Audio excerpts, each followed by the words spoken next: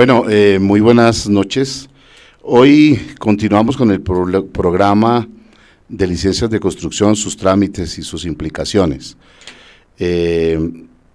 Contamos con la doctora Diana Magali, que está en la cabina de producción dirigiendo este programa, con el ingeniero Juan Esteban Caicedo, y en el sonido que lo está manejando Freddy Navarro. Hoy tenemos unos invitados muy especiales porque es que la parte técnica y la parte jurídica ya específica de este tema que dejamos en el programa pasado, pues hay que ahondar más en eso. Hoy tenemos invitado al doctor Sebastián Díaz, que él es abogado de la Coordinación Policiva y Jurídica de la localidad de Puente Aranda, al doctor Mauricio Cepeda, arquitecto de la Oficina de Apoyo de Obras, al doctor Carlos Rivera, arquitecto, apoyo de espacio público y establecimiento de comercio, que ese tema, una vez terminemos este desarrollo de las licencias de construcción, pues vamos a ir a los establecimientos de comercio. Entonces, bueno, los saludo, abogado, buenos días, buenas noches, perdón. Buenas noches, muchas gracias por la invitación. Aquí venimos a contarles un poco de todo el trámite jurídico acerca de las licencias y establecimientos de comercio y las implicaciones que eso tiene. Bueno, muchas gracias. Doctor Mauricio, arquitecto, buenas noches. Buenas noches, muchas gracias por la invitación. Y arquitecto Carlos Rivera. Muy buenas noches, como dices compañeros, muchas gracias por la invitación y pues la intención de nosotros de estar acá es poder ayudarle a la comunidad para que puedan tener claridad sobre todo el tema de obras y establecimientos de comercio. Bueno, vamos a una pausa y regresamos en unos minutos y empezamos con nuestro desarrollo, que sé que a Puente Aranda le va a servir fundamental para que sepa cómo construir y cómo abrir establecimientos de comercio. Vamos con una pausita y ya regresamos.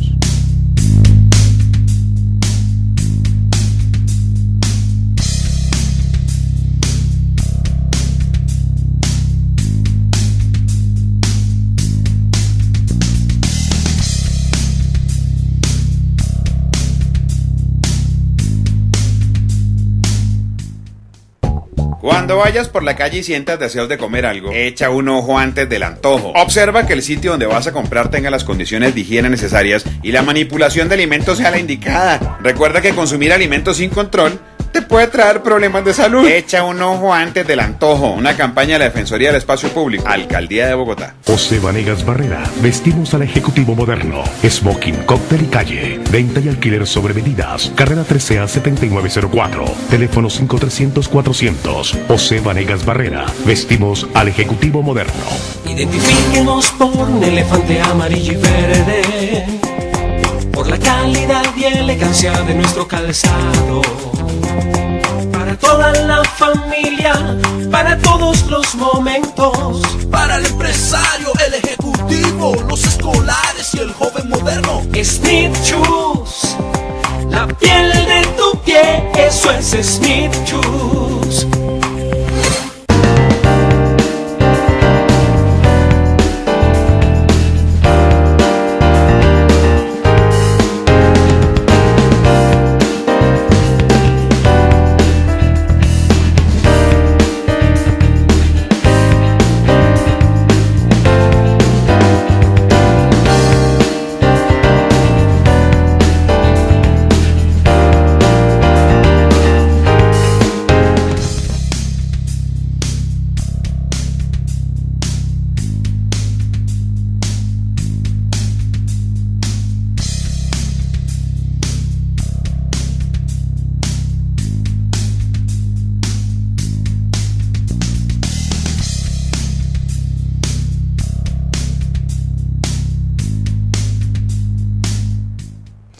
Bueno, ya en este momento vamos a entrar al tema importante. Yo quiero iniciar por el doctor Sebastián Díaz, preguntarle sobre el tema que hablábamos fuera de micrófonos de los jardines.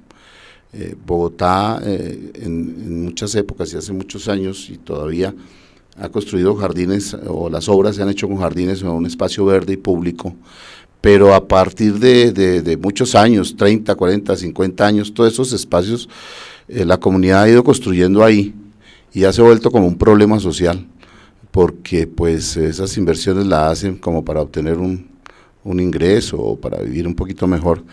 Y obviamente que eso ha ocupado, y para la administración debe ser un problema, y aquí en Puente Aranda no es la excepción, ese tema. Entonces quería preguntarle, y me hablaba usted una palabra que hasta me gustó, vetustez, o sea, lo viejo que lleva ese tiempo. Entonces, por ahí empiezo. ¿Qué tan viejo puede ser haber construido una obra en el jardín y ya decir, bueno, eso es mío? ¿Eso cómo funciona, mi querido doctor? Pues en principio hay que decir que el tema antejardín no solo se da en un barrio ni en una localidad, sino es un tema generalizado en todo Bogotá. Ahora, atendiendo, digamos, los principios que el antejardín nace como una función social y está, digamos, un categorizado espacio público, hay que mirar de que la función, digamos, la potestad que tiene la administración de entrar a investigar o de revisar todos estos predios que han sido sometidos a una edificación por parte de antejardín, nunca va, digamos, a lo que decimos los abogados, nunca va a caducar esa potestad que tiene la administración. Ahora, si entramos a revisar de acuerdo a lo que usted había dicho sobre la vetustez, pues ya vendrán los informes por parte de los arquitectos y mirar qué tan viejo puede ser la construcción que se realizó. Sin embargo, no siempre podemos nosotros demostrar cuánto es la vetustez y por ende no podemos entrar a juzgar o por parte de la administración sacar, digamos, un acto administrativo en el cual tenga injerencia la persona en el cual construyó. Eso en un principio. Pero tenemos que dejar claro que por parte de la administración siempre se va a tener esa potestad siempre y cuando el predio o la parte que se construyó está afectada a espacio público. Eso es lo primero que hay que decir. Ok, abogado, muchas gracias. Entonces ya entramos al caso de los arquitectos sobre ese tema. ¿Cómo se puede determinar de parte de la administración o de parte del ente de control que una obra lleva muchos años de construida o el tiempo? ¿Cómo se puede establecer esa vetustez? Digamos que actualmente pues la tecnología nos ayuda a poder determinar directamente esa vetustez. Anteriormente, digamos, cuando no existían, digamos, aplicativos como Google Maps, que es los que nosotros, verificamos, pues se hacía directamente por foto satelital, que los tenía directamente el IGAC. Mediante Instituto Geográfico Agustín Codazzi. Correcto. Eso era en esa época. Actualmente, digamos, se hacía por ese medio, se solicitaba directamente al IGAC para que aportara las pruebas y nosotros poder determinar directamente la vetustez de ese tipo de construcciones. Hoy en día, digamos, se maneja directamente por medio de Google Maps, se puede verificar la vetustez de la construcción y la evolución constructiva directamente en temas de alturas, antejardines, pues hasta donde lo permite directamente. Ya cuando se quiere, digamos, la evidencia, que sean otros espacios determinados como los aislamientos posteriores donde de pronto el vehículo de Google no nos permite poder establecer eso, pues entonces ahí sí nos tocaría recurrir nuevamente a la foto satelital. Ok, pero bueno, digamos que lo que hablábamos con el doctor Sebastián es que, o lo entendí yo, la vetustez tiene alguna cierta ventaja hacia el que lo haya construido de acuerdo al tiempo. ¿Cuándo el tiempo se vuelve tan crítico que ya implica una multa? Me explico. 1 a 3 años, 5 años, 10 años, 12 años, 20 años. ¿Cómo se podría medir eso? Pues el tema, digamos... o sea, ¿desde dónde empiezan a funcionar las multas en el tiempo? No, desde que la administración tiene conocimiento de la infracción, ahí empiezan a correr, digamos, el tiempo, ¿sí? Y lo que se verifica es que no haya una evolución constructiva sobre el hecho demandado, ¿sí? Eso es lo que se busca. Evolución constructiva, o sea, que se haya seguido construyendo. Sí, inicialmente la queja puede ser instaurada por espacio determinado del antejardín, pero mucha gente, digamos, al ver que no hay pues iniciada una actuación administrativa por parte de la alcaldía, pues puede evolucionar directamente sobre ese espacio si no se puso algún tipo de queja o no se hizo directamente un trámite de verificación por parte de la alcaldía.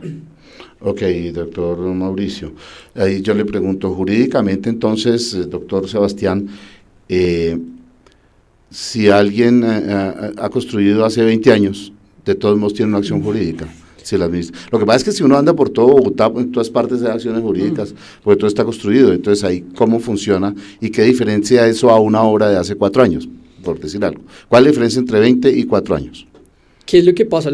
Uno puede interponer la queja en cualquier momento, ¿sí? Sí, okay. Pero si, digamos, nosotros, mediante diferentes informes técnicos o algunas del acervo probatorio que recojamos durante ese proceso, nos damos cuenta que efectivamente fue una construcción de 20 años atrás, pero que no está afectada a espacio público, ya no habría ningún tipo de sanción o multa que podamos nosotros interpretar o plasmarla en un acto administrativo por parte de la administración.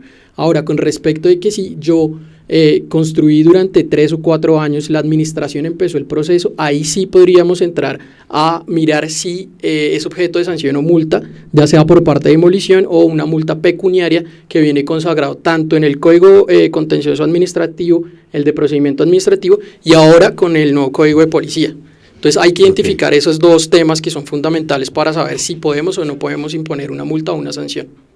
Ok, doctor Carlos, usted en este tema, ¿qué nos puede aportar en cuanto al tiempo y todo eso, que es el tema que vamos a hacer? Bueno, más que el tiempo, quiero hacer una observación de lo que dijo el arquitecto Mauricio. Doctor Carlos. Él tocó el tema del aislamiento posterior. Mucha gente no conoce ese término de aislamiento posterior y es el patio de las viviendas, el cual también se evidencia en construcciones o infracciones urbanísticas. Y también en la alcaldía cursan procesos a razón de estas construcciones que pues son ilegales. O sea, en la parte de atrás de los patios hay que dejar un espacio para que no colinde el uno con el otro. Sí, señor. ¿Cuánto sería ese espacio? Eso de acuerdo a la altura de las edificaciones. Ya. Y eso está consagrado en la licencia de construcción que les expide la curaduría urbana a cada constructor. Ok. Sí, ya le hago una pregunta. Si es una casa de 2 pisos, ¿cuánto aislamiento tiene que tener, más o menos? ¿Y 4 pisos cuánto? ¿O cómo más o menos de una casa de 2 pisos, 3,50. Ok. Uy, es harto, ¿no? Es bastante. Gracias, doctor. Bueno, este tema es un poquito álgido y difícil porque ahí la gente se va a asustar un poco con esto. Bueno, vamos a entrar en uno de los temas que desarrollamos con la doctora Magali en cuanto a los documentos. Los documentos que piden para una licencia y la parte jurídica, cómo van eso, y la parte arquitectónica. Entonces, dice que copia de la memoria de los cálculos, planos estructurales de las memorias de diseño, elementos estructurales y estudios geotécnicos de suelos. Ahí entiendo yo que hay como también un ingeniero civil que maneja eso, esa parte del tema, ¿o no, arquitecto? Pues a ver, las licencias, digamos, para edificaciones de más de 3 pisos requieren de este tipo de documentos. Las casas de 2 pisos o de 1 piso que se vayan a desarrollar directamente no requieren un cálculo estructural, sino lo puede hacer directamente un arquitecto, implementando un método que se llama muros confinados. Muros confinados. Muros confinados. Obviamente que sí requiere de un estudio de suelos para poder medir directamente la carga del suelo y poder establecer si las bases están directamente apropiadas para poder desarrollar la edificación que se quiere. Ya de más de 2 pisos se requieren este tipo de documentos para poder, digamos, desarrollar una licencia de construcción. El cálculo estructural pues lo tiene que hacer directamente un ingeniero calculista. ¿Sí? El estudio de suelo sí es un sondeo que se hace generalmente en el predio, de acuerdo al área se desarrollan de 2 a 3 apiques para poderlos determinar directamente cómo está constituido el suelo. Y las memorias de cálculos pues que van acompañadas directamente del cálculo estructural, que es lo que se aporta directamente con otros documentos en las curadurías urbanas para que hagan el respectivo estudio y poder otorgar la respectiva licencia de construcción. Me quedó una palabra ahí que no entendí, mi querido arquitecto, apiques. Supongo yo que son como los huecos para eso, pero no. Sí, los apiques es un sondeo que se hace en el terreno, es más o menos a 1,50 de profundidad en el predio para poder determinar directamente el suelo, qué características tiene. Generalmente pues aquí en Bogotá las características de suelo pues son demasiado arcillosos, entonces por eso difiere, digamos, de otros territorios a nivel nacional, donde, digamos, el suelo aquí es muy húmedo y y pues tiene unas características muy especiales y toca implementar unas medidas de acuerdo al Código de Sismo Resistencia. ¿Cuáles serían esas medidas, doctor Carlos Rivera, sobre ese tema? Sobre el código. Pues el tema del Código de Sismoresistencia, pues eso como le digo, eso, y como dice el arquitecto Mauricio, esto también depende del terreno el que estemos evaluando o estudiando o donde se vaya a hacer la construcción, porque no todos los terrenos tienen el mismo grado de arcillosidad. Entonces todo esto varía de acuerdo a estos apiques o excavaciones que se hagan. O sea, ser arcilloso no es bueno. O sea, se necesita que sea rocoso o algo así. Sí, generalmente el tipo de construcción, digamos, entre más duro, llamémoslo así, es mucho mejor, más resistente, ¿no? Pues digamos que a nivel de composición de suelos, pues todos sabemos que esto pues antiguamente fue una laguna, entonces pues el suelo es bastante húmedo, pues uno aquí excava 1 metro y ya está teniendo agua en cualquier momento. Entonces, precisamente hay que contrarrestar directamente la humedad del suelo para poder edificar y tener una construcción que no vaya a presentar más adelante algún riesgo, digamos, de estabilidad o de algún tipo de asentamiento diferencial. Claro, ahí saca uno claro que es que la idea de que se cumplan las normas no es porque la administración quiere, sino por salvaguardar la vida y la inversión de lo que se haga, porque si se hace en un terreno, yo en la calle 74, por esa zona, casi todos los edificios están ladeados, en el lago y todo eso, porque pasa eso, seguro en esa época no hubo estudios de suelos o no lo miraron bien. Aquí por este lado ha sido un poco más estable, uno no ve edificios torcidos por este lado, pero eso tiene que ver con lo de la calidad del piso sobre el cual se construye. Sí, correcto. Bien, el otro tema que dice aquí es una copia del proyecto arquitectónico elaborado de conformidad con las normas urbanísticas vigentes, debidamente rotulado y firmado por un arquitecto con matrícula profesional responsable legalmente en los diseños de la información contenida. Ahí es un tema de ustedes. O sea, ahí el arquitecto, ¿qué función hace dentro de ese proceso de la licencia? De esos documentos, doctor Mauricio. Pues a ver, como ya habíamos hablado directamente, el ingeniero es el que se encarga del cálculo estructural y estudio del suelo, ¿sí? Hay otra parte que directamente es el diseño arquitectónico, que lo debe desarrollar un arquitecto, ¿sí? Pues de acuerdo directamente a las especificaciones del cliente. La parte, digamos, del tema asociado con los documentos que se aportan es del cálculo estructural, el diseño arquitectónico, ¿sí? Que es directamente, digamos, la parte técnica que se maneja dentro de la licencia de construcción. El constructor responsable que firma la licencia de construcción puede ser un ingeniero o un arquitecto, ¿sí? Hoy en día directamente,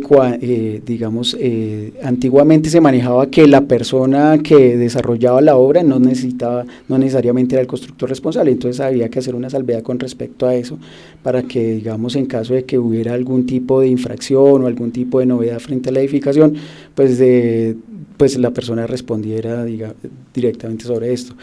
Hoy en día tengo entendido que el arquitecto se suma directamente en caso de una infracción, él también tiene responsabilidad sobre este tema. Esa era la pregunta, que ahí el ingeniero en este caso que firma o el arquitecto tiene una responsabilidad sobre ese tema, pero aquí no que ningún abogado firme con el arquitecto, ¿no? Ellos ahí sí lo firman, se salvan de eso, pero sí debería firmar un abogado también las normas jurídicas que se están cumpliendo, ¿o no? ¿O usted qué opina, doctor? Pues en este caso no, esto es técnico, pero también... Sí, yo creo que más allá es un concepto técnico como tal que ya lo manejarán los profesionales idóneos en la materia. Sin embargo, el abogado lo que sí puede hacer es tener en cuenta el cumplimiento de los requisitos legales de los documentos como tal y con base en eso hacer, digamos, una carpeta y llevarla directamente a la curaduría, que eso es la propia entidad competente para expedir las licencias de construcción. Pero como tal, no veo la necesidad de que lo firme un abogado, toda vez que no puede ser la persona idónea o con la calidad para acreditar o no el proceso constructivo como tal. Bueno, dice aquí que debe estar un arquitecto debidamente matriculado. No sabía yo, y discúlpeme la ignorancia en ese tema, los abogados se registran.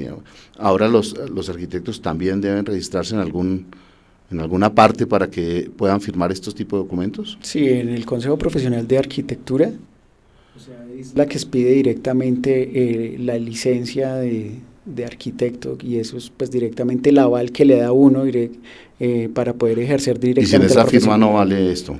Es uno de los requisitos directamente que se pide dentro de curaduría, ¿no? Que se aporte una copia de la licencia de arquitecto. Ah, ve, qué interesante. Bien.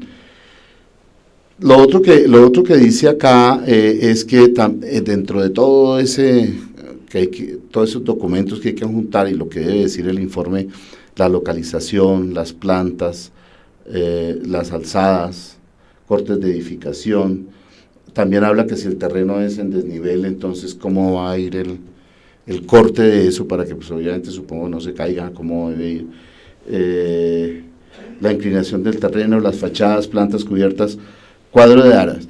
Si uno mira aquí, es como que, ¿cómo va a ir la obra? Pero es que ahí es donde empiezan los problemas, que esto va aquí, pero la gente construye muchas veces de otra manera, doctor, sobre ese tema, Rivera. ¿Usted qué opina? Porque es que la verdad sí, le dan licencia para un piso y construyen 2 o 3 pisos y construyen 4. Ahí vemos un problema en Cartagena que está como de moda, de que eran 5 pisos y ya van en 8, entonces, ¿eso qué pasa? Bueno, de eso que usted hace referencia inicialmente es como la descripción como tal del proyecto, la descripción arquitectónica.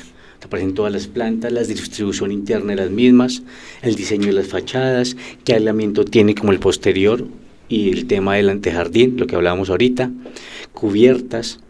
La intención de las alcaldías locales en el área de obras es hacer el IBC, que es la inspección, vigilancia y control, para verificar precisamente que estas obras se realicen de acuerdo a lo aprobado por la curaduría, en cuanto, como les comentaba ahorita, aislamientos posteriores, edificabilidad, que es también el número de pisos autorizados y aprobados por el POT y que deben estar dentro de la licencia de construcción, el tema de la espacialidad interior de los espacios en cuanto a los apartamentos que tengan modificación estructural o de muros hacia el interior.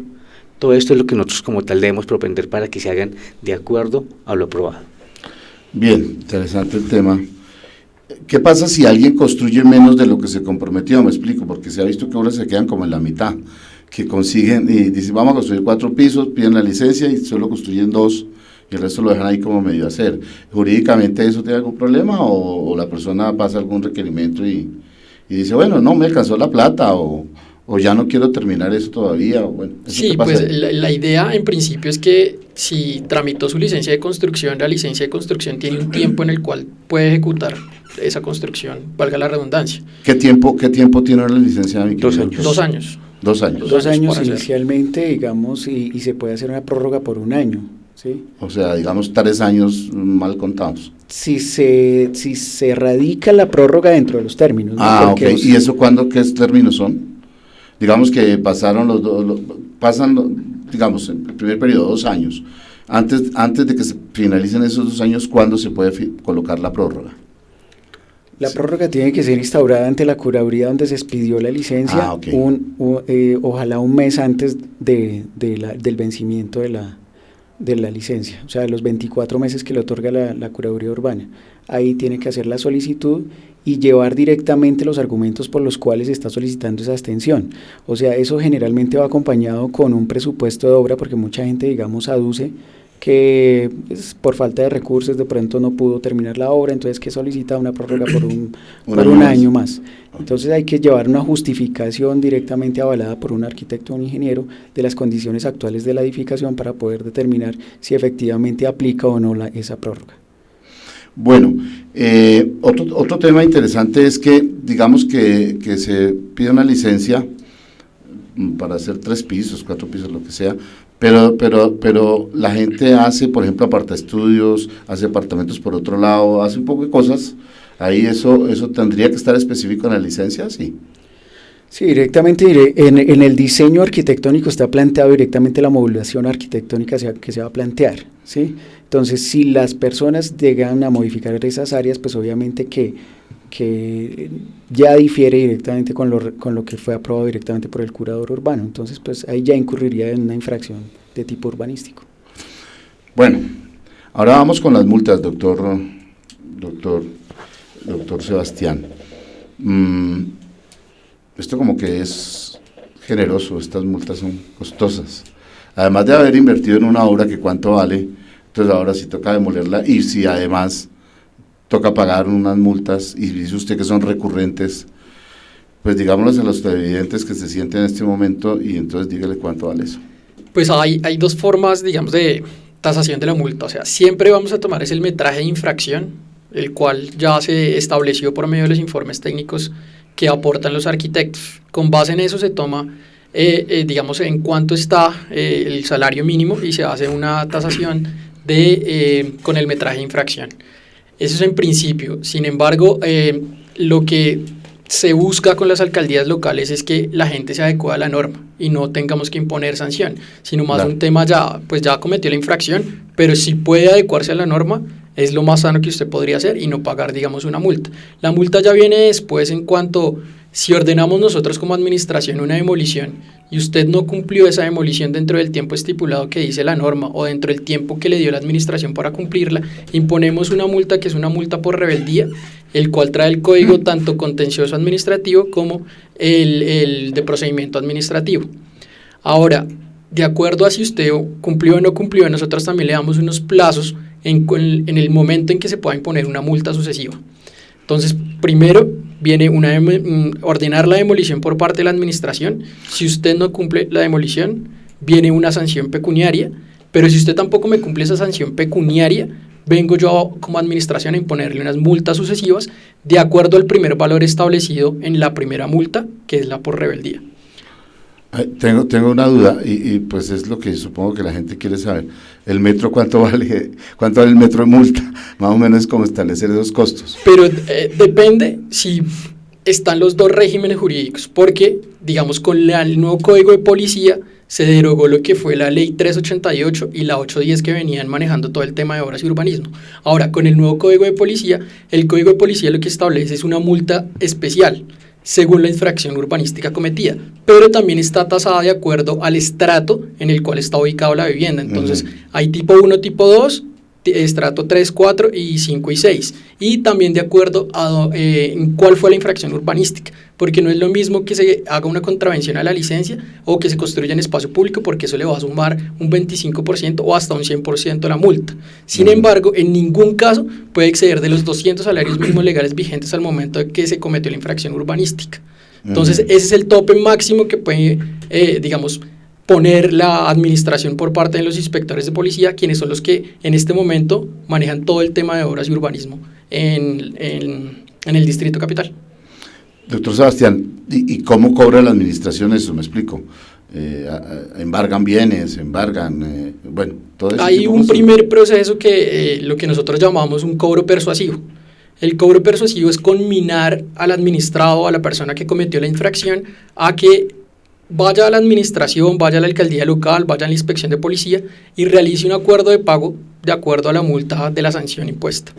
Nosotros como administración tenemos más o menos entre 4 y 6 meses para realizar ese cobro persuasivo. Si dentro de ese tiempo la persona nunca fue o no se le vio, digamos, el ánimo de realizar un acuerdo de pago, inmediatamente esas diligencias se van a cobro coactivo por parte de la Subdirección de Ejecuciones Fiscales, quien ya tiene la facultad y la competencia de hacer embargo de bienes, inscripción del registro de la matrícula, embargo, secuestro y demás de los bienes que se tengan a nombre de la persona que se envió el título ejecutivo. Ahora, frente al Código de Policía como tal, el Código de Policía también trae otras sanciones diferentes, que digamos, cuando usted no paga la multa, usted no puede estar registrado en Cámara y Comercio, usted no puede suscribir un contrato de prestación de servicios o cualquier tipo de contrato con una entidad del distrito, y también el pago no puede salir del país tampoco, porque ya usted está en el Registro Nacional de Medidas Correctivas. Entonces todo eso tiene unas connotaciones diferentes en cuanto a si usted paga o no paga el valor de la multa que se le fue impuesta por la infracción urbanística. Bien difícil el tema, un poco hasta medio triste, se siente un poquito ahí en ese tema, por las inversiones que hace la gente, pero mal hechas. No pensaríamos que falta un poco más de divulgación de este tema. Claro, uno no puede decir como dicen los abogados, que el desconocimiento de la norma entonces lo deja a uno hacer lo que quiera, no. Pero bueno, ¿qué pasa en ese caso? Pues digamos que uno no se puede escudar en lo que dice efectivamente el Código Civil. El desconocimiento de la norma no impide que usted lo tenga que cumplir. Y muchos casos hemos visto en las alcaldías locales o los que hemos trabajado y trabajamos en alcaldías locales de que las personas dicen, pero yo no conocía ningún requisito, no conocía ningún documento acerca de cómo tenía que construir o el trámite pertinente para realizar mi proceso constructivo. Sin embargo, nosotros desde la Alcaldía Local de Puente Aranda hemos impulsado varios procesos de pedagogía, estamos en un tema de IBC, vamos a las calles, vamos a diferentes, que nosotros los llamamos operativos, pero son visitas de inspección, vigilancia y control, donde le decimos a las personas cuáles son todos los documentos que tienen que tener al momento de, ya sea abrir un establecimiento de comercio o iniciar la obra de construcción en la casa. Pero digamos que la divulgación también tiene que ser por parte de la persona interesada que va a construir, porque mucha gente piensa que puede construir por construir sin cumplir unos requisitos legales establecidos. Entonces también es por parte y parte, no solo por parte de la administración que tiene que divulgar todo lo que se necesita, sino también por parte de la gente que vaya a hacer su proceso constructivo, de empaparse bien del tema y no cometer errores que después pueden llegar a una demolición o una sanción de multa onerosa para la gente que está construyendo de mala forma. Ok, doctor, le reitero y le vuelvo a preguntar sobre este tema, o le insisto, es que la gente puede enterarse, puede ir a la alcaldía, allá hay alguien que le explique, que le diga, mire, yo voy a construir, entonces que en la oficina lo atiendan. Me decía la doctora Magali que tenían conciliadores, que tenían gente, y que ellos podrían, que ustedes podrían sentarse con la persona a explicarle cómo hacer la obra, con el arquitecto, con los arquitectos, con la parte jurídica. Hay cómo ir a la alcaldía a preguntar, oiga, yo voy a construir, ¿qué debo hacer? Sí, claro, por supuesto. Nosotros allá en cualquier momento la persona se puede acercar y le brindamos toda la información pertinente acerca ya sea de establecimientos de comercio, temas de espacio público, temas de obras, en el momento en que cualquier abogado, cualquier arquitecto que esté ahí lo pueda atender y brindarle la información pertinente del proceso que vaya a seguir. Ok, bien. Bueno, aquí hay diferentes tipos de obras o manejos que se dan arquitectos sobre este tema. Por ejemplo, obra nueva. Obra nueva, ¿cómo lo clasifican ustedes desde el punto de vista técnico y arquitectónico, obra nueva? Bueno, normalmente cuando es obra nueva en la licencia de construcción sale demolición total y obra nueva, que es cuando se va a iniciar casi que el proceso desde cero.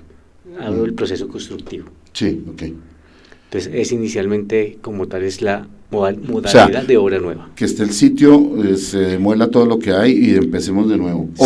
O que sea un lote solo. Entonces, eso es obra nueva. Listo. Y aquí dice ampliación, doctor Mauricio. Porque es que de pronto la gente, a veces uno habla con la gente, no, pues yo estoy dentro de mi casa, ahí en el pedazo que yo vivo, y de las paredes para adentro, pues yo puedo hacer lo que quiera. ¿Qué es esa de la ampliación? ¿A qué se refiere? Bueno, la ampliación refiere básicamente, como su nombre lo indica, y valga la redundancia, ampliar el área que inicialmente está construida.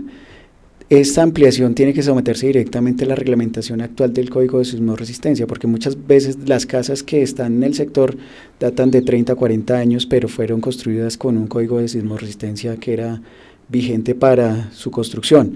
Esta ampliación tiene que acogerse directamente el área ampliada al Código de Sismo Resistencia y mirar si la norma lo permite, ¿no? Porque muchas veces las personas dicen, bueno, voy a hacer un tercer piso en mi casa de 2 pisos, y lo primero que tienen que hacer es verificar si efectivamente el sector donde está implementada la casa le permite desarrollar ese tercer o cuarto piso de acuerdo a la ampliación que requiera.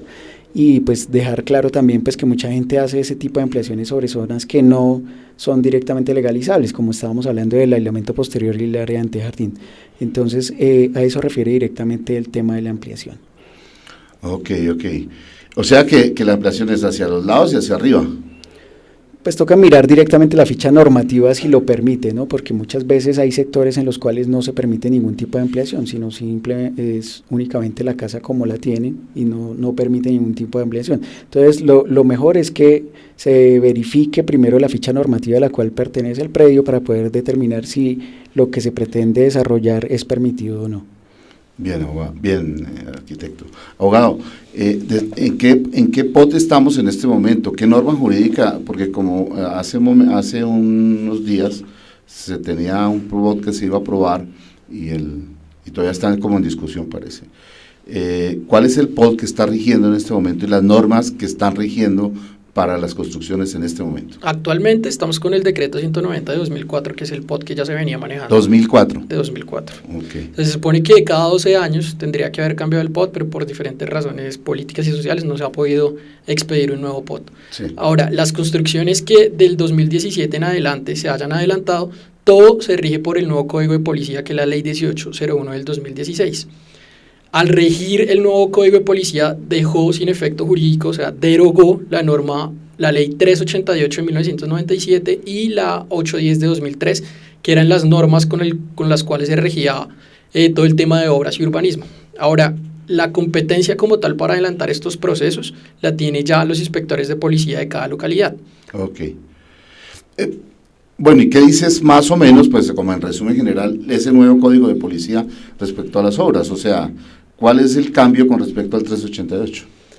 Digamos que no, un cambio sustancial y significativo puede ser que ya está categorizado como tal lo que decía el arquitecto Carlos sobre el aislamiento posterior. Ya está, digamos, positivizado. Antes no lo teníamos positivizado ni, digamos, reglamentado dentro de lo que decía la 388 y la 810. Inclusive en el artículo 135 del Código de Policía tiene más o menos unos 25 acciones o infracciones urbanísticas en las que tienen que tener en cuenta las personas al momento de realizar su construcción. Está incluido todo el tema de PMT, que es Plan de Manejo de Tránsito, está incluido las normas de sismoresistencia, está incluido también el horario de las obras en las cuales pueden trabajar. Entonces todo eso también. ¿Cuál sería ese horario? Con la doctora Magali lo habíamos hablado, pero de 7 a 5, de lunes de 8 a 6. Ah, de 8 a 6. De 8 a 6. Ok, eso, de 8 a 6. ¿Y los sábados? También. ¿De 8 a 6 se puede? Igual. Lo que pasa es que, digamos que las constructoras grandes empiezan a trabajar desde muy temprano y obviamente está afectando la tranquilidad y está perturbando muchas cosas de otras personas. Pero también tenemos que decirle a la gente que puede interponer en cualquier momento su queja y la administración tendrá que evaluar si es o no viable que se empiece un proceso sancionatorio frente a lo que se está construyendo en ese momento. ¿Los lunes festivos se puede hacer obra? No, señor, ni los domingos ni los lunes festivos. Okay. Pero los sábados se puede de 8 a 6. Sí, los sábados sí. Eso no lo sabía. Y los televidentes ahora sí, de 8 a 6.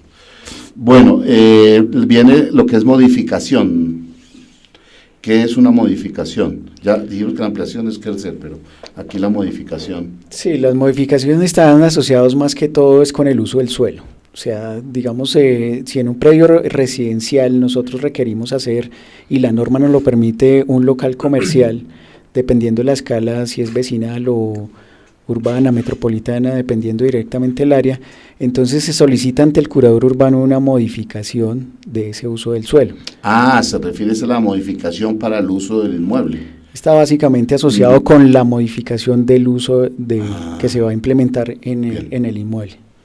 Bien, interesante. Vea que uno no ve modificación, dice, no, que yo voy a modificar esto acá. No, es el uso del suelo a lo que se refiere a la norma. Bueno, también está, digamos, asociada con ese tipo de modificación, ¿no? Digamos, si yo quiero ampliar un espacio, digamos, de 2 habitaciones y quiero constituir directamente un solo espacio, quitar un muro, demoler un muro, modificar, eso también está directamente asociado con la modificación.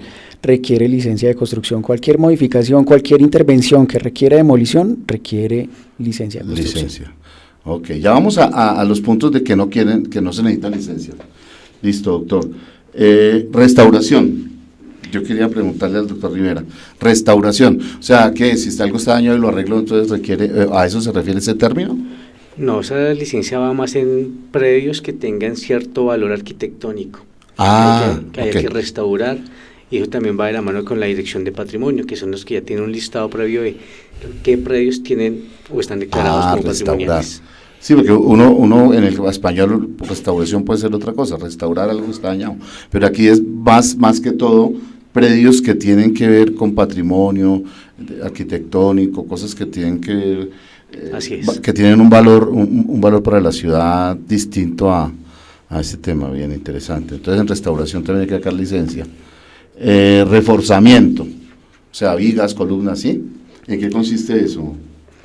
Bueno, reforzamiento estructural, pues, son cuando se va a hacer modificaciones a las edificaciones en las cuales, digamos, si hay una edificación de un segundo piso se requiere, o se tiene que construir un tercer piso, requiere un reforzamiento estructural para poder así garantizar que la construcción sísmicamente o sismoresistentemente va a funcionar. Todo es con las normas de sismoresistencia, ¿no? Sí. Esas normas, ¿dónde las puede consultar el ciudadano? O esas las sabe el arquitecto y el ingeniero, supongo yo. Claro, las debe saber. Pero el ciudadano, ¿cómo puede entender eso y a qué se refiere esa capacidad de carga de cada elemento de esos? Digamos que la norma que cobija actualmente todo el tema de sismoresistencia a nivel nacional, porque no es únicamente a nivel distrital, es la NSR 10. La NSR 10 que fue... ¿Eso es como una norma? Sí, es la norma de sismoresistencia que es de data del año 2010, entró en vigencia el 15 de diciembre del 2010, o sea que ya va a cumplir 9 años de vigencia. Sí. A esa norma pues ha tenido algún tipo de modificaciones, pero pues digamos que menores relacionados con el tema de sismoresistencia a nivel nacional. Claro, y si alguien quiere investigarla, pues entra por ahí por internet, porque ahora todo se consigue por internet, y de pronto le pega una leidita como para que... Sí, digamos que está clasificada por capítulos, ¿no? O sea, digamos ahí está clasificado el tema, digamos, de concretos, está clasificado para casas de 1 o 2 pisos, que era lo que hablábamos de muros confinados, está catalogado directamente el tema de concretos, de hierros, tiene una clasificación especial por capítulos, entonces dependiendo del capítulo que uno quiera verificar, pues ahí está constituido por cada uno de los capítulos.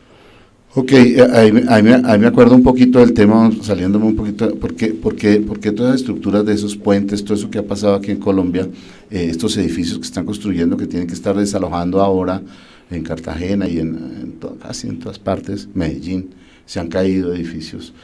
¿A qué se debe eso? ¿No han hecho un estudio adecuado por ahorrar plata a los constructores, los arquitectos? ¿O qué pasa ahí? Ahí el arquitecto, ¿qué le corresponde y el ingeniero? Precisamente en la licencia de construcción hay un constructor responsable, que en caso de que algún evento de estos pues tenga directamente que asumir pues las consideraciones del caso.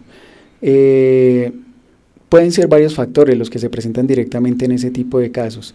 La implementación de los materiales es uno de ellos, ¿sí? Que de pronto no se implemente el hierro o el concreto indicado directamente en el cálculo estructural. Para las cargas. Sí, para todo el tema de cargas. Otras son modificaciones del diseño arquitectónico, ¿sí? Entonces se implementan otro tipo de condiciones diferentes a las que están establecidas en las licencias de construcción. Entonces puede llegarse a sobrecargar directamente la estructura, ¿sí? Ese tipo de cosas pues tiene énfasis, y un tema digamos que mucha gente no tiene en cuenta es lo que se llama la supervisión técnica, ¿sí? O hacerle directamente una interventoría adecuada a la obra, ¿no? En las obras, digamos, de más de 3.000 metros que requieren una supervisión técnica, pues mucha gente no la implementa. Entonces, pues eso directamente está asociado con ese tipo de efectos y de afectaciones constructivas que se van presentando en el desarrollo del proceso constructivo. Esa era la pregunta, es que pues hacer un edificio de 20 pisos, de 30 pisos, bueno, lo que sea, a cualquier hora, luego no hay una interventoría, alguien no está mirando que se esté haciendo de acuerdo a lo de curaduría, a la licencia, y de pronto la gente invierte su dinero y cuando se dan cuenta, pues que hay que desalojar porque no aguanta. ¿No había alguien que va supervisando eso de parte tanto de la administración como el mismo constructor o...? Sí, digamos que dentro del Código de Sismoresistencia está establecido que las construcciones de más de 3.000 metros tienen que tener una supervisión técnica, o sea que haya una persona directamente que valore que la calidad de los materiales, el concreto, sea la misma que está especificada directamente en la licencia de construcción y en el cálculo estructural. Eso es lo que se tiene que hacer, pero también tiene que haber para las inferiores a 3.000 metros una supervisión directamente sobre los elementos no estructurales y arquitectónicos, o sea, todo debe estar directamente regido por el constructor responsable, digamos, en las que son menores a 3.000 metros, precisamente para que ese tipo de efectos y deficiencias constructivas no se presenten posterior o durante el proceso constructivo. Bien, pues sí, ahí es un tema un poquito complicado, ¿no? Que uno dice cómo en el país pasan esas cosas, pero pasan. Pero además no solo aquí, también en otras partes yo creo que también sucede igual. Jurídicamente ahí, ¿qué ¿qué le compete al constructor cuando pasa eso? Porque no estamos exentos en Puente Aranda que alguna vez pase, hasta ahora creo que no se ha sabido, pero si pasara que una obra queda mal construida y desalojo, jurídicamente a las personas, ¿cómo se les puede decir, oiga, devuélvame la plata que invertí ahí, o eso ya no se puede hacer? Ya, digamos, en ese caso entraría en una jurisdicción ordinaria en el cual le pueda pedir unos perjuicios o una demanda como tal en un contrato que hayan suscrito. Ya dependiendo por parte de la administración como tal, lo que se puede hacer es vincular a la persona que hizo la obra como tal, digamos al constructor o ingeniero responsable, y que pague de manera solidaria con la persona dueña del inmueble la sanción pecuniaria a la cual fue objeto de eso. ¿Eso lleva algún seguro o algo? Porque es que imagínense la cantidad de plata que vale un edificio de 30 pisos con pocos apartamentos, y ahora que aquí en Puente Aranda están construyendo hartísimo, aquí por la Tercera, todo eso se va a construir ahí donde está Surtimax, etcétera. Eso se van a hacer, suponemos que lo van a hacer bien, pero la pregunta es esa, ¿qué se hace ahí en ese caso? La mayoría de constructoras responsables tienen un contrato de seguro con una entidad bancaria como tal o una entidad aseguradora, en las cuales en cualquier momento la persona que se vea afectada o el inmueble en dado caso haya colapsado o por distintas razones le haya pasado alguna cosa, pues la persona puede dirigirse y repetir frente a la aseguradora para hacer también una acción de repetición frente a la constructora en el cual puedan hacer la devolución del dinero. Siempre bien complicado. Bueno, entremos al tema de la demolición, doctor Rivera. Uno dice, no, pues tumbar es muy fácil, ¿cierto? Pero yo creo que eso debe cumplir unas normas, se requiere una licencia, y cuáles son porque además eso afecta a de pronto uno está tumbando aquí, va tumbando lo del vecino y no se va dando cuenta. Eso de las demoliciones, ¿qué debe concretar? Bueno, principalmente como usted lo dice, que saque su licencia de demolición, puede ser de demolición parcial o demolición total, ¿cierto? De acuerdo a lo que se vaya a desarrollar en el predio.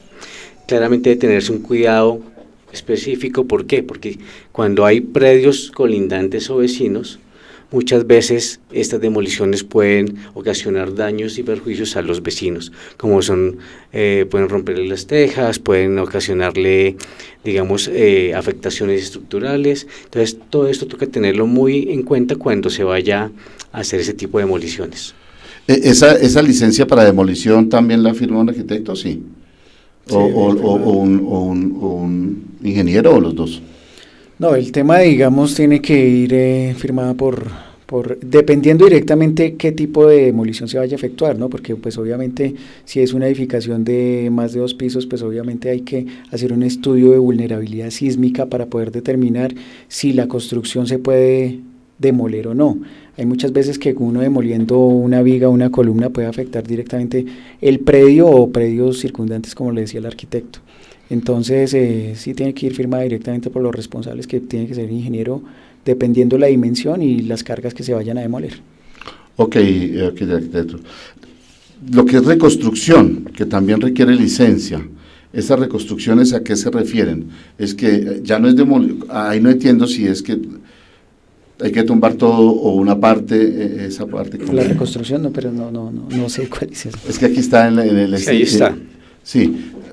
Esta es como la autorización que se les da a predios cuando ya tuvieron una licencia anterior y por algún siniestro tuvieron alguna suspensión de la obra, o por que de pronto la obra tuvo, como lo repito, un siniestro que la afectó. Ok. Entonces, si la licencia de reconstrucción. Volver a arreglarlo en alguna parte. Exacto. O alguna cosa. Bueno, listo. Y por último, los cerramientos.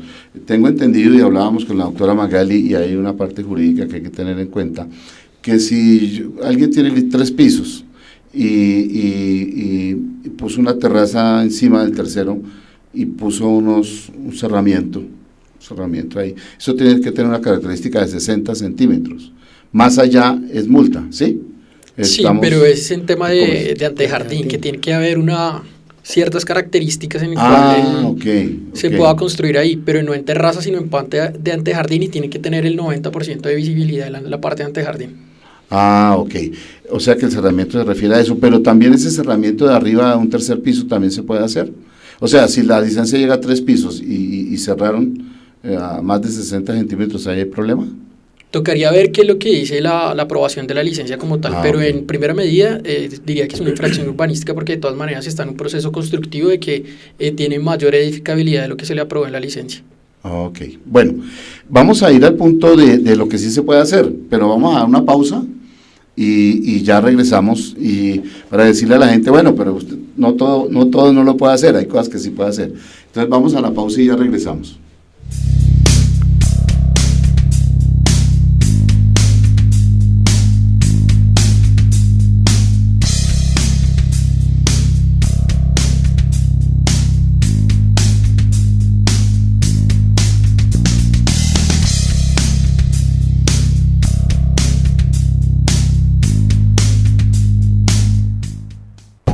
Cuando vayas por la calle y sientas deseos de comer algo, echa un ojo antes del antojo. Observa que el sitio donde vas a comprar tenga las condiciones de higiene necesarias y la manipulación de alimentos sea la indicada. Recuerda que consumir alimentos sin control te puede traer problemas de salud. Echa un ojo antes del antojo. Una campaña de la Defensoría del Espacio Público, Alcaldía de Bogotá. José Vanegas Barrera, vestimos al ejecutivo moderno. Smoking, cóctel y calle. Venta y alquiler sobre medidas. Carrera 13A 7904. Teléfono 5300-400. José Vanegas Barrera, vestimos al ejecutivo moderno. Identifiquemos por un elefante amarillo y verde, por la calidad y elegancia de nuestro calzado. Para toda la familia, para todos los momentos, para el empresario, el ejecutivo, los escolares y el joven moderno. Smith Shoes, la piel de tu pie, eso es Smith Shoes.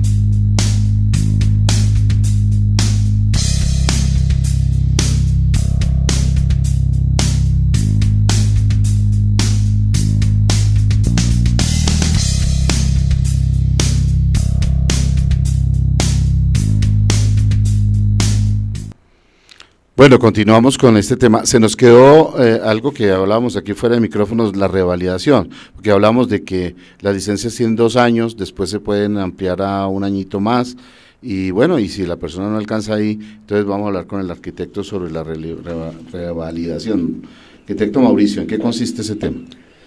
Pues la revalidación no es otra cosa directamente asociada con el término de la prórroga. Como ya habíamos hablado, pues la vigencia de las licencias de construcción son de 2 años y tiene una prórroga válida por 1 año más. O sea, estamos hablando de 36 meses. Cuando ese término se vence y digamos las personas no pudieron concluir debidamente la construcción, entonces se debe aportar la justificación a la Curaduría Urbana diciendo en detalle por qué se requiere esa revalidación. Se deben aportar directamente también dentro de esa justificación un presupuesto de obra donde se dictamine el avance de obra que se ha desarrollado hasta el momento y el curador pues ya tiene la potestad para otorgar o no esa revalidación. Ok, bueno, ya saben ustedes que se puede pedir un término más en caso de que no se alcance. Ahora sí vamos con el tema de las reparaciones locativas, lo que sí se puede, que no requiere licencia. El mantenimiento, ¿qué llaman mantenimiento desde el punto de vista arquitectónico o de ingeniería de un inmueble, doctor Rivera?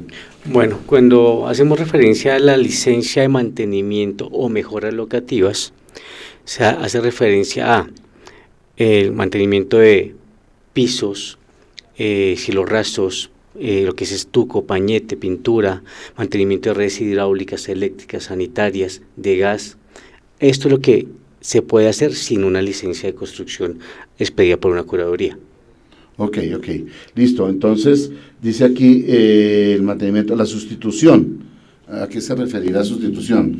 En ese tema, supongo que un baño que uno quiere cambiar la taza, el lavamanos, todo ese tipo de cosas será sustitución. Como dice ahí, dice pintura en general y la sustitución mejoramiento o ampliación de redes de instalaciones hidráulicas sanitarias, eléctricas. O sea, si uno quiere pintar, ahí no necesita licencia. No, señor. Si uno quiere pintar, si quiere cambiar el piso. Lo que pasa es que cuando se cambia el piso, pues hay que martillar porque hay que levantar los baldocines, por decir algo. O en un baño estaba eso, hay que martillar para quitar esos baldocines. Si quiere poner cenefas, también pasa eso. Quitar el sanitario porque ya está viejo y poner uno nuevo, pues también hay que levantar. Eso suena. Entonces la gente como que dice, uy, este señor está construyendo, y resulta que pues está dentro de eso está incluido ahí, sí, no pasa nada. Hablábamos con la doctora Magali la vez pasada sobre las casas, estas casas y las casas bien antiguas utilizaban esa tubería de hierro que se iba tapando y todo eso. Galvanizada. Ahora eso hay que romper un poco el piso, hay que romper casi desde la calle, romper todo eso para cambiar, esa parte se puede hacer y eso no requiere licencia. No requiere licencia. Okay, hago una acotación, y lo que pasa es que mucha gente tiene el desconocimiento y creen que en una licencia de mejoras locativas le da para poder demoler muros, o para hacer algún tipo de modificaciones hacia el interior de la vivienda, y eso no se puede hacer, eso lo hemos evidenciado en operativo que hemos hecho urbanísticos con la alcaldía, que mucha gente piensa que o trata de como camuflar un poco esas obras que, como hablo de demolición de muros, ampliaciones, hasta construcciones de un piso además, amparados en esta licencia de modificaciones o de mejoramientos locativos. Por ejemplo, un cambio de ventanas. Usted tiene las ventanas hacia afuera, las que reciben, se van pudriendo, ¿no? El año, 2 años, las puertas. Sí. Esas puertas de los garajes, eso se puede cambiar sin ningún problema. Las ventanas se pueden modificar, o sea, se pueden restituir sin ampliar directamente el baño, o sea, el área específico de... Y volver a poner otra. Exacto. Siempre y cuando no se modifique la ampliación. Correcto, pero si uno dice, no, pues ya que la voy a cambiar, entonces resulta que ahora pues quiero que me entre más luz, entonces la amplío, eso ya no. Ya no. Lo mismo pasa con la cubierta, mucha gente, digamos, por la vetustez de la cubierta, pues hace un cambio de cubierta y pues se puede cambiar la teja, más no la inclinación de la misma, o sea, porque mucha gente lo que hace es cambiar las inclinaciones y ahí ya requiere una licencia de construcción. Es únicamente el material, restituirlo. O sea, se deja exactamente igual y se pone la otra. Exacto. Ok. Dice, bueno, los enchapes, la pintura en general, mejoramiento, ampliación de redes de instalaciones hidráulicas y sanitarias eléctricas y las telefónicas o de gas. Creo que ahí quedó claro, pues uno quisiera tener más tiempo en estos programas porque es que es mucho lo que hay que hablar. Les agradezco mucho que nos hayan acompañado y a ustedes, los televidentes y audientes de Santel, pues les haya quedado claro. Este programa queda subido a YouTube, también en Santel TV en YouTube, y ahí pueden ver ya el programa grabado para cada que quieran consultar sobre esto y las opiniones de los arquitectos y el abogado. Él no nos quiso decir exactamente de valores, ¿no? Pero se puede entender que son millones de pesos. O no lo quiso, no es eso, ¿no? Es que de pronto toca en cada momento poder establecer cuánto puede costar la multa, ¿no? Entonces, es mejor que vayan a la alcaldía, que se asesoren de unos buenos arquitectos, unos buenos ingenieros, y en la alcaldía, la oficina de la doctora Magali, aquí los arquitectos, el abogado, los atenderán y les dirán qué pueden hacer y qué no deben hacer. No sigamos construyendo una ciudad en desorden, sino más organizada como se requiere para el futuro del país. Les agradecemos mucho, doctor, si quiere despedirse. Muchas gracias por la invitación y cualquier cosa, cualquier inquietud acerca del tema de establecimientos de comercio, espacio público, obras, estamos atentos para brindarles la información en la alcaldía local de Puente Aranda. Arquitecto. Muchas gracias por la invitación y pues como dice el doctor Sebastián, estamos allá atentos a cualquier tipo de inquietud respecto a licencias de construcción para servirles. Ok, y arquitecto. Bueno, pues primero que todo muchas gracias por la invitación y invitar a la gente a nivel Bogotá que construyan sobre lo aprobado y para evitar que pasen sucesos como los de Cartagena, Medellín, y que hagamos las cosas bien. Bien, solo una invitación, este tema no termina acá porque nos quedó todavía en el tintero lo de los establecimientos de comercio, doctor Rivera, y pues ese es un tema que se nos llevará a otro programa. el programa de la siguiente semana.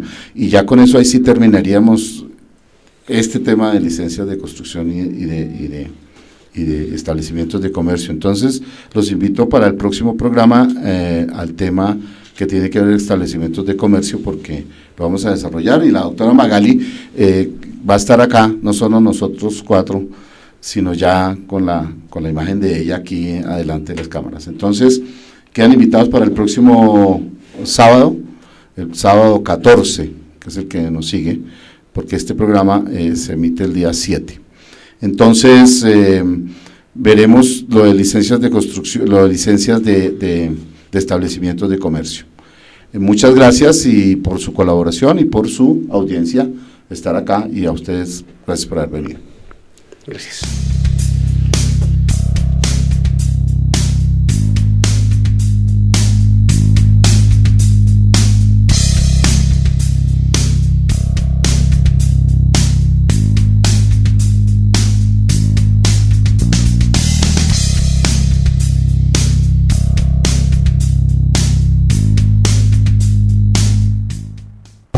Cuando vayas por la calle y sientas deseos de comer algo, echa un ojo antes del antojo. Observa que el sitio donde vas a comprar tenga las condiciones de higiene necesarias y la manipulación de alimentos sea la indicada. Recuerda que consumir alimentos sin control te puede traer problemas de salud. Echa un ojo antes del antojo. Una campaña de la Defensoría del Espacio Público, Alcaldía de Bogotá. José Vanegas Barrera, vestimos al ejecutivo moderno. Smoking, cóctel y calle. Venta y alquiler sobre medidas. Carrera 13A 7904. Teléfono 5300-400. José Vanegas Barrera, vestimos al ejecutivo moderno. Identifíquenos por un elefante amarillo y verde, por la calidad y elegancia de nuestro calzado. Para toda la familia, para todos los momentos. Para el empresario, el ejecutivo, los escolares y el joven moderno. Smith Shoes, la piel de tu pie, eso es Smith Shoes.